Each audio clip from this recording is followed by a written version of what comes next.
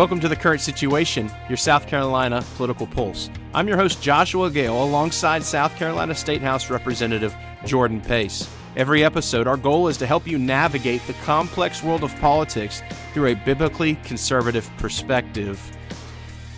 Jordan, good evening. How are you? Good evening. I'm doing well. How are you, Josh? Good. This evening, we have a guest with us. His name is Pieter Keyter. Pieter is an extremely successful farmer. He's got a great book that's available wherever you purchase books. I found this one on Amazon, A Farmer's Redemption, Overcoming Famine by Faith by Pieter and Blanche Keyter. Pieter, we've had been so fortunate to be able to get to know you and your wife and your family, your beautiful family. Just have been so moved by your obedience. How you hear from God, how you know you followed God to come over here to the United States to share the gospel, and you guys have impacted thousands and thousands of people, and it's just a pleasure to know you, and is everyone who knows you is blessed by it. So welcome to the Current Situation podcast. Thank you so much. Absolutely. So the reason I wanted to have you on, not just to promote your book, which is incredible, by the way, cannot put it down. There are so many incredible testimonies in this book that will just not only like entertain you, but also show you like the goodness of God over and over and over and over again. And then as you're reading something, you're like, holy cow. And then, but God. And it's incredible to see that, and it's incredible for you to document what God's done in your life, and it's such an incredible story. But I want to share some of what you've learned coming out of South Africa over here to the United States, and just share a heat of warning to the people here in the United States of what you've seen in the past and how you see traces of that here in the United States, that the same political playbook that's at play in South Africa is not very different from what we're seeing here in the United States. South Africa has seen influence from the United States, and South Africa is kind of in a fast-forwarded position on the other side of letting government take full control of all these things that we've taken for granted. And when that has happened, we're in a very, very terrible place. So kind of give us some perspective of what that looks like. Well, for me, growing up in South Africa, things have changed a lot in the last 30 years with the new government moving into South Africa. And at the beginning, we had really good change. There was a lot of things that had to be sorted out. But as time progresses, we got leaders in place that was not good for our nation. And they were more after getting money than, really looking out for the people. And that got our country in a bad spot. I mean, they got deals with nations that they should not be dealing with. And that's a thing in Africa. There's a lot of nations from China and Russia that's involved in our nations that's corrupting the government. I believe they get side deals on the side where they get money from, and so they will change the things in the nation towards those nations and turn away from the nations that they've been dealing with for a long time. But in our nation, in overall, things that just escalated was crime. I mean, crime is just getting out of hand. It was never like that. I mean, if I look at the US today, where I'm at, the kids can still walk in the parks. You have, I went to that bridge in Charleston, and there was like 9 o'clock at night. There was kids probably 8, 9 years old on their little bicycles on the road. And I was looking at that, and I thought to myself, you will not do that in South Africa. We changed to the 5th most dangerous nation in the world. So many things have changed, and I can see the resemblance at what's happening in the US. It's turning towards that point. At the beginning, we thought with the new government and borders that's open, you just heard of isolated incidents north where migrants came in and crime escalated. And 30 years ago, we thought, it's only in that town or it's only in that city. But after 30 years, it was like, if I can give it that name, like cancer, it was just spreading. And it's like almost impossible to get that out of your system now, because we allow people in that we should not allow in. Absolutely. So you've seen that. You've seen, I think there was a point where the United States gave South Africa billions for a green energy deal. And then how'd that turn out? Yeah, I've seen. You can Google it. Probably you'll see. President Biden has agreed, that they. I think it was $8 billion US that was given to South Africa to turn to green energy. And over what happened is they took the money. That green energy never was applied to the people or installed. And there is some, but I mean it's not sufficient enough. And so they had agreements with the US government that they should stop some of the coal plants. And for a long time, I think it's for 14 years now, we started to have power grid failures. But the last 3 4 years we had like 10 hours without electricity, 12 hours without electricity, and normally it's in the daytime. So that was hitting the businesses really hard, because if your electricity is out from 8 till, so they will put it in time slots, like 4 hour time slots, 3 hour time slots. So they'll shut you down from 8, let's say, till 10 or till 11, and then you'll have 2 hours of electricity, and then they'll shut you down again. I mean, how can you operate in business doing it like that? And when you get to certain businesses like a bakery, I mean, they work with ovens that needs to run. You cannot just run 2 hours and then you shut them down. I mean, they're in the middle of the process of baking bread. So it hit our economy really hard. Yeah. And a lot of folks might not realize it, but the Biden administration, and there was I think it was 8.5 billion in 2021 that they sent to South Africa. They've pushed this out into the states, like the United States as well, the federal government down into the states, both with monetary, essentially bribes, but also by regulation. They've strangled these coal plants and try to shut them down, and try to successfully restricted mining of coal, which the United States has probably more coal than any other country in the world. So for the express purpose, just like in South Africa, to shut down the coal plants. And it's put South Carolina in a very difficult position. Not this past Christmas, but the Christmas before that, it got very cold. And Duke Power in the upstate, they had rolling brownouts. Santee Cooper down here in the low country was a hair's breadth away from having to have rolling blackouts too, because they didn't have enough power. And we've been trying to build or authorize the building of a new gas power plant, but it's the kind of the green extremist people that are obsessed with, like, well, we can only have solar panels and stuff, that have stalled it and tried to shut it down. And we have deeper issues, like the state basically runs monopolies on these power plants, but that's a deeper issue. So we're not too far away from what you're describing here in South Carolina from what's happening in South Africa.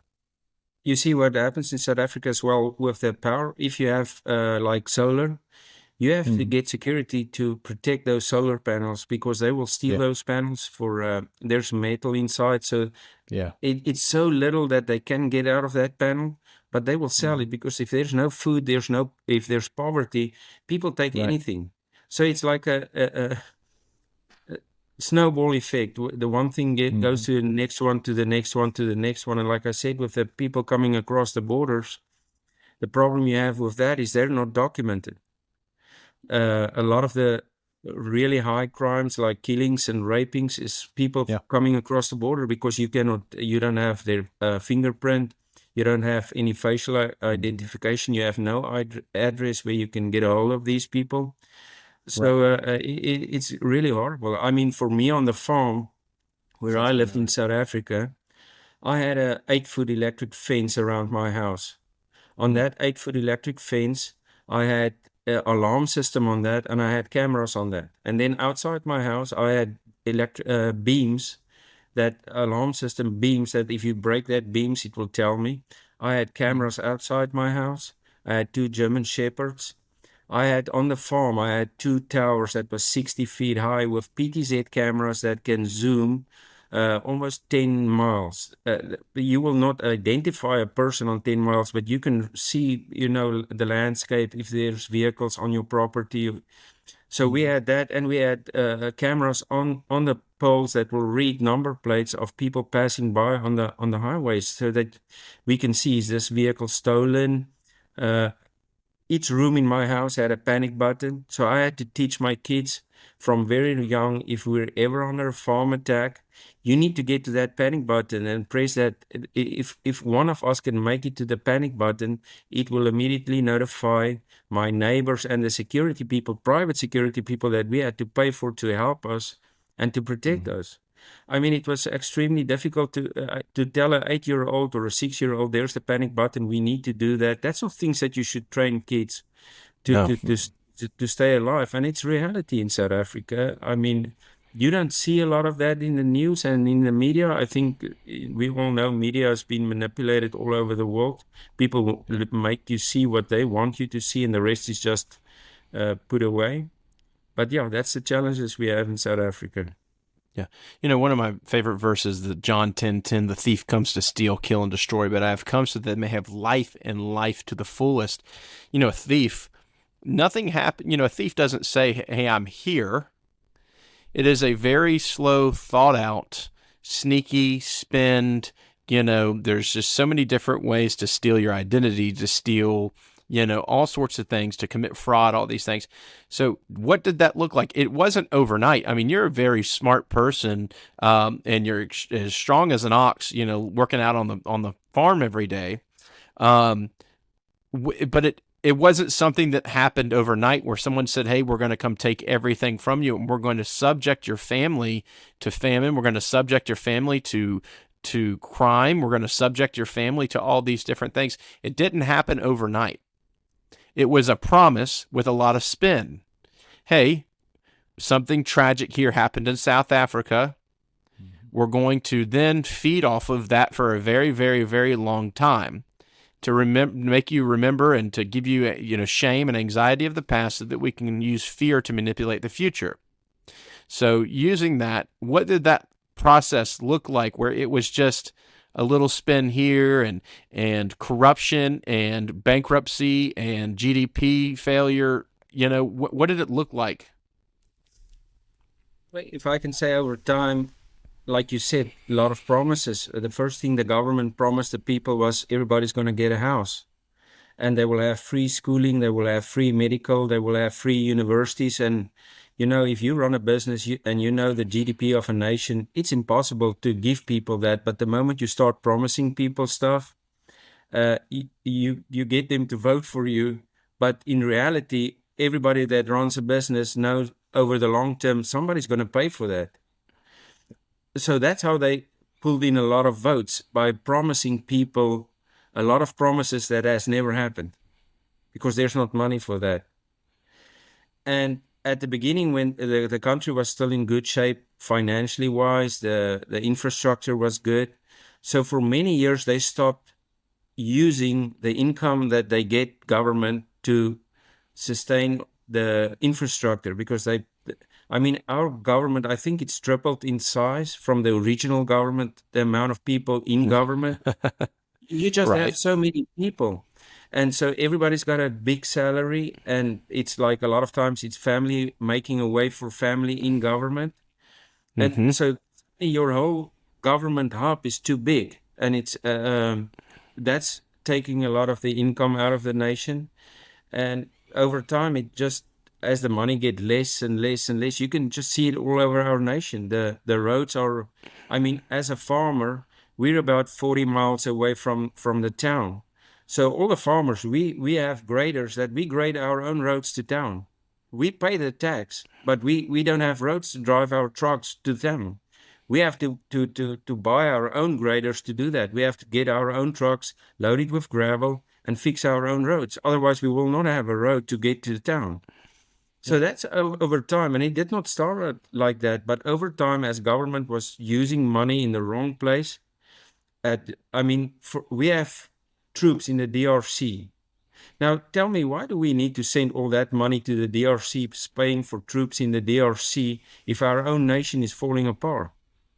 We have no business there. Why do we For send folks who people don't there? for folks that don't know, the DRC, the Democratic Republic of Congo, which is to the north of South Africa, pretty Yes. significant distance. Yeah, pretty far Yes. away. So we're doing things outside of the nation that's taking money from our nation, but our own people don't have roads to drive on. So why would we want spend that money on other nations?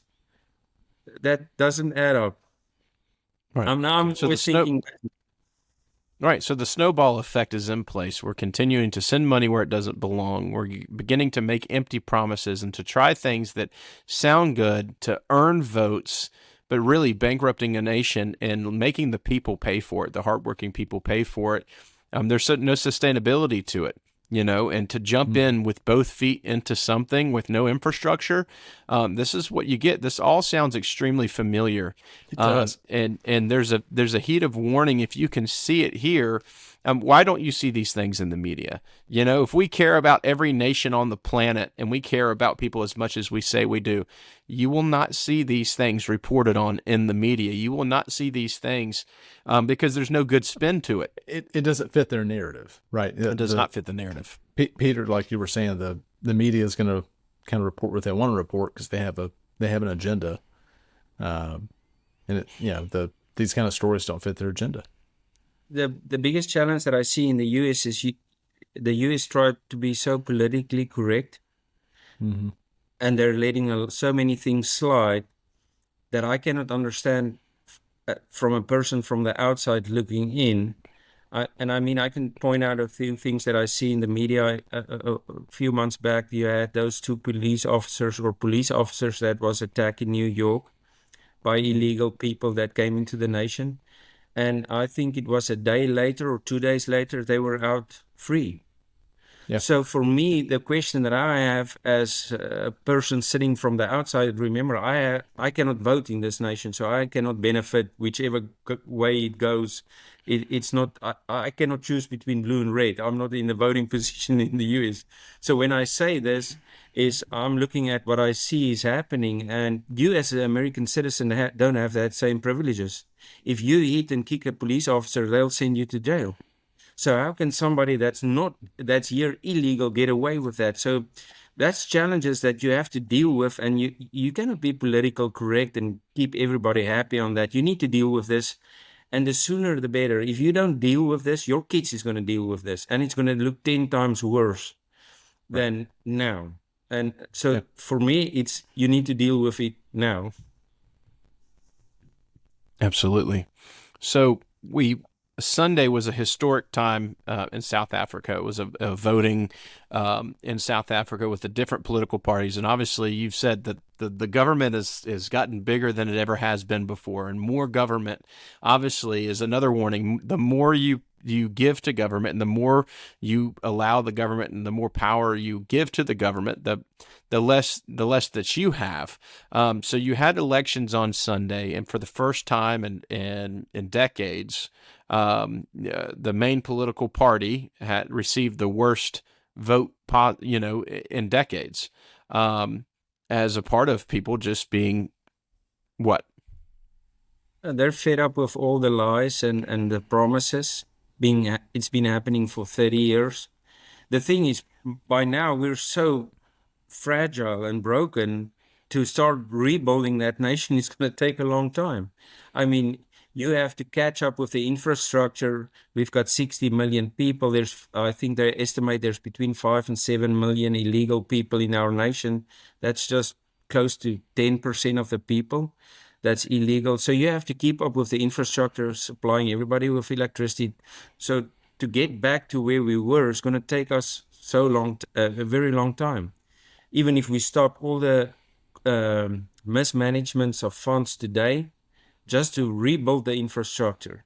And that's the thing is, people don't understand that. But when you get to that point, it's going to be hard on a nation to rebuild and start getting that people back their jobs, people getting back hospitals that works. I mean, people are dying in hospitals because there's no doctors, there's no medicine.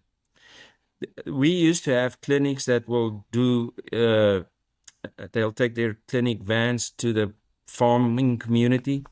For many years, we don't have that. So the people in rural areas have no medical support, nothing, because it stopped. And to bring all that back, it's just going to take a long time. So for basically since 1993, the government of South Africa has been run by the ANC, the African National Congress. Is that right? Yeah. Yes. Yeah. And So, then we had President Nelson Mandela, and he was kind of he was a good guy to have for that season. The next president we had was President Thabo Mbeki. He was well educated. He studied in Europe somewhere. I cannot remember where at, but he was well educated, and the country was running really well underneath him. But then when we got to the next president, Jacob Zuma, I think he got like grade 2 or grade 4. He finished grade 2 or grade 4 in school, but he was never really the guy in the forefront. He was just a pawn that they used to start stealing from the country. And you can read on Google, when you look at that, he was on so many trials and of looting $3 trillion, and there were so many things that but they always had like a way to say no, they did it that way around. So it was really difficult. At the end, they had him on something, and he had to be sentenced to jail, and he was in jail for probably 3 weeks, and they released him again. And now he started one of the political parties that's being there for the first time. I think he got 15% of the vote. wow. And that's a guy you don't want to connect with the ANC again, because he never had the thing for the people. It's just for him and his family. Right. So because the ANC did not get, this is the first time they didn't get a majority in parliament, they have to team up with somebody. So it's either going to be the MK, which is Zuma's party, the EFF, which is probably worse. You see, that's Julius Malema, and he doesn't make he's not quite about, he will sing on stage that song that they have, Kill the Boer, Kill the Farmer. Oh, wow. So he's really out there to, he will say the Europeans needs to go back to Europe. But at the end, that will mean failure in South Africa, because we can look at what happened in Zimbabwe when they chased all the farmers out. Yeah. Zimbabwe used to be called the breadbasket of Africa. And now 70% of Zimbabweans are living in South Africa because there's no work, there's no food in their nation. And one corrupt leader sold a lie to the people that you don't need the Europeans, and they chased them out of their nation. And at the end, the nation is paying an extremely heavy price for that. Right. So, I've heard so many parallels for what we could be facing here, not only in the United States, but particularly in South Carolina. Whether it be roads, like here in Berkeley County, where I live, the county has to, like here locally, we have to pay to fix the state roads because the state doesn't govern the roads well enough and prioritize. Sounds very similar to what y'all had to deal with. Basically, we're starting to look toward government to fix all our problems, which that's what happened in Zimbabwe. It seems to be what's happening in South Africa. What could we do differently here to avoid heading in those bad directions? Well, if I can say, I don't know how all your rules and laws works in the US. One of the things is you need to enforce the border security, get people documented that comes into this nation. If you start out illegal, that's never a good foundation. No. If you come in here illegal, the foundation that you start off is the wrong foundation. When I came to the States on a religious visa, I think that visa cost me $11,000. It was really expensive. Wow. So you need to enforce the borders to get the wrong people out of this nation. I've seen, and I don't know all the videos that circulates on social media, but I've seen one of a guy that came through the border, and they had an interview with him, and they asked him, what's your name? And he says it doesn't matter. And then he said another thing. He said, but the US will soon know who I am. And I'm thinking, what's this man doing in your nation? Why is he crossing the border into your nation? You can definitely see in his attitude, he's not for this nation. So there should be definitely control on your borders. I don't know how the financial system works in the US in government, but I believe that when you have money in South Carolina, that the money should kind of stay in South Carolina, and a certain percentage should go maybe to your federal government. But the moment you move all the money out of state, and you have somebody that's sitting somewhere in the US, they don't understand the state. They don't understand the needs of the state. They don't understand the people in the state. And they're using the money for what? So that's just a thought. Like I said, I have no idea how it works in the US. Do you pay all your taxes and it goes to a certain area and it's not in South Carolina? So I think each state should have more control over the money that's being produced by taxes in your state. I agree with that. Makes sense. Yeah, absolutely. But here's the thing. Here's why this podcast exists as well. There's so much spin on who is who. You'll get a piece of mail saying, "Hey, I am pro borders. Hey, I am pro this. I am pro this. I am pro this." They're speaking to the issues that they know that people somewhat care about, the emotional catalyst. They know that they'll make people have a decision, and they're hoping that you do not do your due diligence and understand who exactly this person is. This person is not pro Second Amendment. This person is not extremely pro-life. This person does not vote as a conservative. But they know how to look. They're great actors and actresses. And that's what the issue is, that if we do not smell what stinks and call it for what it is, the garbage that it is, we will end up in a place that we do not want to be. So, you see, political parties combining forces in South Africa. The Post and Courier released an article that says that voters in South Carolina have opportunities in 32 different elections to put a hard damper on the South Carolina Freedom Caucus. The South Carolina Freedom Caucus is known as the most conservative caucus in South Carolina. And I'm looking at the men and women in the Freedom Caucus that vote so conservatively, it bothers the people that are in the wolves in sheep's clothing, the people who are Republican in name only. So the paper, the Post and Courier, which is a very left-leaning newspaper, to say that the Republican caucus are the good guys. Whenever the left-leaning newspaper calls the Republicans the good guys, you know that there's something wrong. When they say that the Freedom Caucus, the most conservative caucus, is that they're social media mongers. They love social media points and attention, things like that. When you're the target of a leftist newspaper, you know that you're doing something right. So what we're wanting in South Carolina is for people to wake up and smell the coffee and understand and cut through the spin that just because people say one thing and say they're about something is not exactly who they are, and it's not just the foundation that they stand on. So Jordan, I'm going to let you speak into that some more, but you'll have you're trying to bring independent voters and Democratic voters over into a Republican primary to influence an election. So, Jordan, I'll let you speak into that, being a member of South Carolina's Freedom Caucus. Sure. Yeah, we don't have what closed primaries in South Carolina. So essentially, anybody can vote in any party primary that they want to. Even if you're a registered Democrat, you can go vote in a Republican primary. That's crazy. It essentially guarantees the kind of crazy stuff that we've had in the past.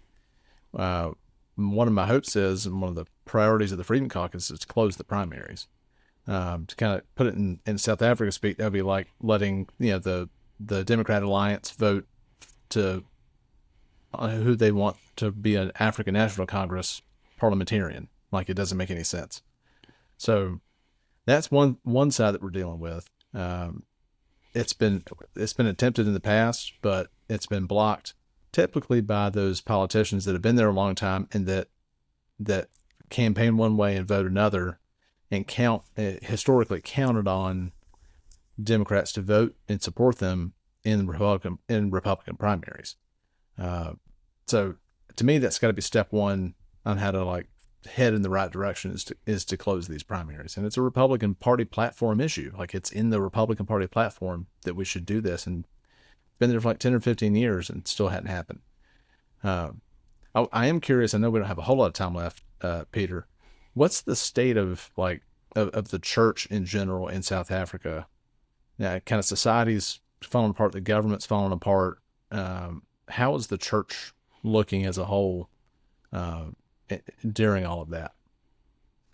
Well, I can tell you the people are praying a lot more. They're getting together a lot more because God can help us through whatever we need to deal with. I think you can look it up. Uncle Angus Buchan had a prayer meeting in 2017, and we were over 1 million people that pitched for that prayer meeting.